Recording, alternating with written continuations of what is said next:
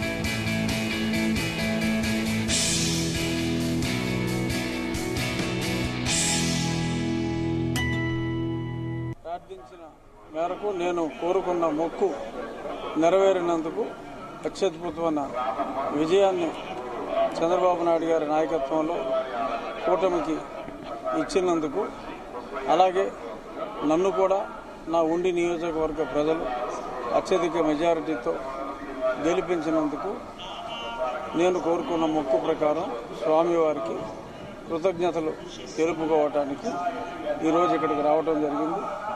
మళ్ళీ పునర్దర్శన ప్రాప్తి కలిగించాలి అని చెప్పి ఆ స్వామివారిని వేడుకోవటం జరిగింది. ఆంధ్రప్రదేశ్లో ఎలక్షన్ రిజల్ట్స్ వచ్చిన తర్వాత నేను అనకాపల్లిలో పార్లమెంట్ అభ్యర్థిగా భారీ మెజార్టీతో గెలిచిన. ముందుగానే అనుకున్నాను ఆ వెంకటేశ్వర స్వామికి వచ్చి శుక్రవారం వస్త్రం చేయాలి అని.